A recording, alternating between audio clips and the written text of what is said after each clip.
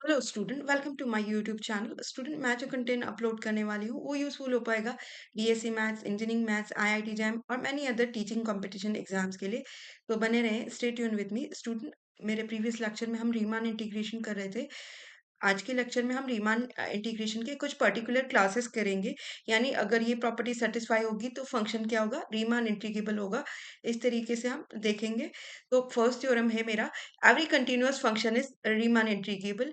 ये हमको प्रूव करना है। तो उसके प्रूफ के लिए स्टूडेंट हमने क्या किया, एक फंक्शन ले लिया। वो क्या है, कंटिन्यूअस है क्लोज इंटरवल ए बी के अंदर।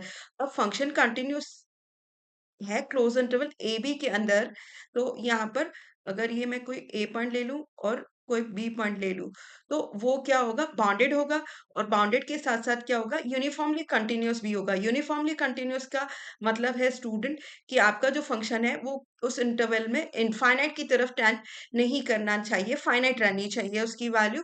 तो ये आपको दिख रहा है, क्लोज इंटरवल ए बी में क्या रहेगा, यूनिफॉर्मली कंटिन्यूअस रहेगा। सो फॉर हम any epsilon greater than from 0 there exists delta greater than from 0 such that f of mod of f of x1 minus f of x2 is less than from epsilon b minus upon epsilon upon b minus a। इसको equation number 1 दे देते हैं। और साथ ही साथ आपका जो किन्हीं भी दो पॉइंट की बीच की डिस्टेंस होगी वो भी डेल्टा से छोटी रहेगी, उसका मॉडुलस भी। और जहाँ पे दोनों पॉइंट कहाँ से आ रहे हैं, आपके क्लोज इंटरवल ए बी से आ रहे हैं।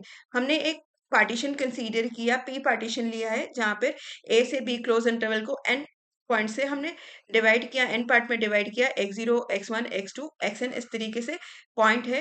And with mesh of P is less than from delta. Mesh of P student maximum distance show करती है किसी भी सब इंटरवल के अंदर जो पॉइंट्स रहते हैं उनके बीच की।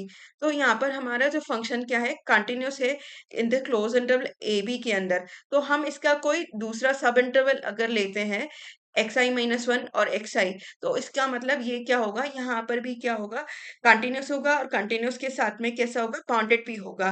तो इसका बाउंडेड है अगर फंक्शन, तो इसका मतलब क्या है, वहां पर उसका सुप्रीमियम और इन्फीमियम क्या करेगा, एग्जिस्ट करेगा इसी इंटरवल xi-1 और xi के अंदर। हमने मान लिया कि ai और bi दो पॉइंट है इसके अंदर, इंटरवल xi-1 xi के अंदर।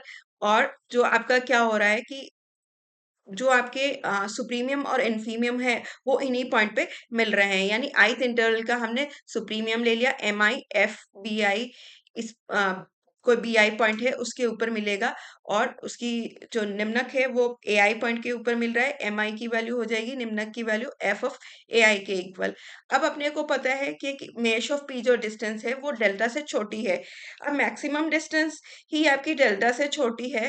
दैट मीन्स क्या होगा, distance between any other two points. यानी अगर किन्हीं और दो पॉइंट के बीच की डिस्टेंस देखें हम, कोई ए आई और बी आई पॉइंट के बीच की डिस्टेंस देखें, तो वो तो उससे भी छोटी होनी चाहिए।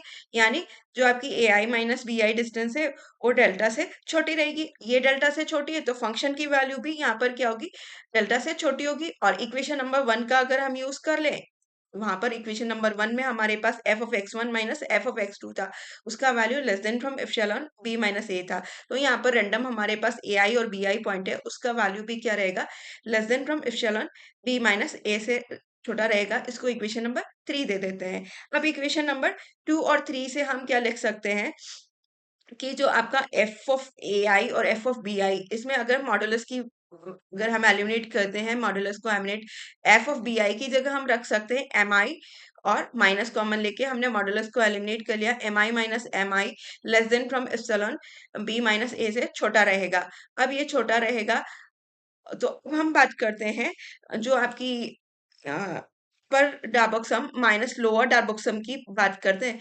यूएफपी माइनस एलएफपी की बात करें।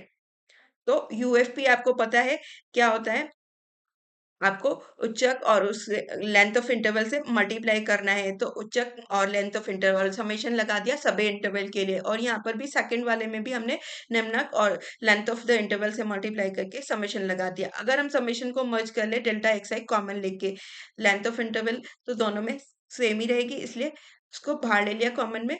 और एम आई माइनस एम आई का वैल्यू हम इक्वेशन नंबर 4 से पुट कर रहे हैं, एप्सिलॉन अपन बी माइनस ए और डेल्टा एक्स आई।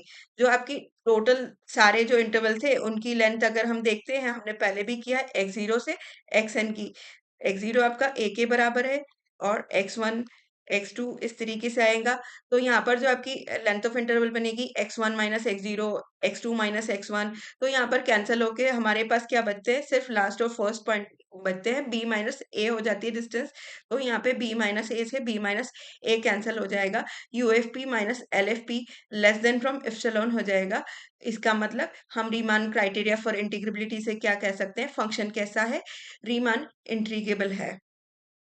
मुझे लगता है स्टूडेंट मेरे समझाने का प्रयास आपको अच्छा लगा होगा। अच्छा लगा है तो please like share and subscribe my YouTube channel. Thank you. Thanks for watching.